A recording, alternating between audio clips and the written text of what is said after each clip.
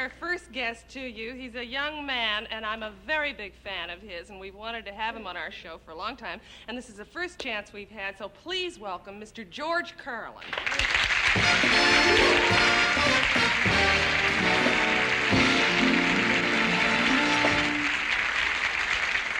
Thank you. You know, I think that television's Emmy Awards are unfair to the small shows. Every year, the awards go to the big shows with the big budgets. But what about the small shows? What about Sermonette? Do you watch it? I watch it religiously. Great show. And the thing I like about Sermonette is that every religion gets a chance to say its thing. Well, not every religion. I've never seen a holy roller do the prayer. Or a druid. When was the last time you saw a good old-fashioned human sacrifice? Maybe on the Ed Sullivan Show, but not on Sermonette. Another small show that's on every night, never wins an award, the Star-Spangled Banner. You never heard anyone open an envelope and say, the winner in New York is Francis Scott Key. No, because these shows have small budgets. I think if they would just spend a little more money on these shows, they might stand a chance of winning an award. As an example, I've chosen another late-night favorite, the FBI List of Wanted Men. They save it for last so that you'll sleep securely. If the FBI fugitive list had a bigger budget, they could jazz up the show a little bit, and they might even win an award. It might look like this. Live from Washington, D.C., it's the J. Edgar Hoover Show with the Joe Valachi Singers. Mr. Hoover's guests include the most sought-after people in the country. Tonight, featuring the comedy team of Fortis and Hainsworth. Doing their great routine, there go to Judge. Joe Banana's sister, Chiquita. The San Quentin rock group, the Mothers of Detention. That well-known Chinese bandit team, Bonnie and Wong. And a special showing of prison fashions. What the in people are wearing in prison. And me, I'm Spiro Agnew.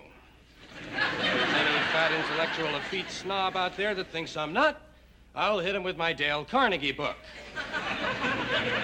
Mr. Hoover will be out here in just 60 seconds, but first, this word from the Justice Department. Hi there, Mom. Have your civil rights been violated today? Has some corporate monopoly closed down another small merchant in your neighborhood? Has organized crime corrupted another public official in your community? Well, we'll worry about the small stuff later on. But right now, let's talk about important things, like the commie agitators in our kindergartens. Don't let your child's Christmas pageant be taken over by atheist pinkos. Insist on a nativity scene. Remember, for antitrust or commie bust, the department that's just is really a must. Don't leave your family defenseless. And now, here's J. Edgar.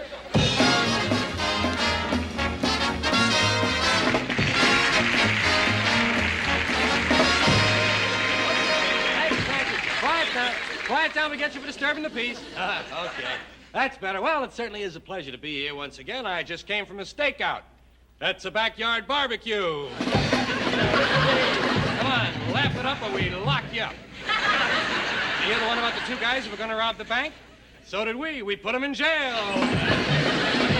Okay, well, that's enough of the personality stuff. Time now to meet the guys who really make this show possible. The evil, vicious criminals. Let's take a look at a few of those dangerous fugitives who are still on the loose out there, probably hiding right near your home while your sister is out buying the paper. First of all, pretty boy Dwayne. Dwayne is 4 feet tall, 375 pounds, and in constant need of a haircut. He's wanted for giving dancing lessons without a license and killing a truck. He may seek work as a middle linebacker or a diplomat. Dwayne considers himself a lady killer, and so do the police. If you see this man, contact the ASPCA. Next, Mad Dog Moose Lemkovich. Master of disguise. Moose is wanted for sending obscene candygrams and leaving prison without a note. His real identity is not known, but he's believed to look a lot like a small Hermione Gingo without the mustache. You see this man, keep it to yourself. Next, the Mad Grandma, Muriel Oakes. Wanted for interstate flight to avoid prosecution for the crime of cheating on Medicare.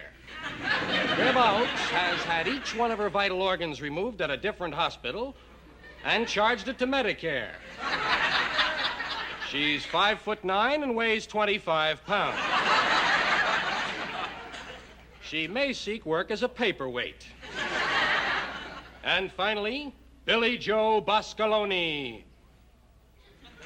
Billy Joe is 6'3", 400 pounds, and talks with a lisp. Although no one ever mentions it to him. He's wanted for distributing pep pills, smashing faces, being offside, and assaulting a cheerleader. If you see this man, do not try to take him alone. He owns a bar and is considered dangerous. Well, that just about slams the old cell door on another chapter of the J. Edgar Hoover Show. Join us again tomorrow night when our guest just might be someone who's hiding out near you. And if he is, turn us on, turn him in, and drop out of sight.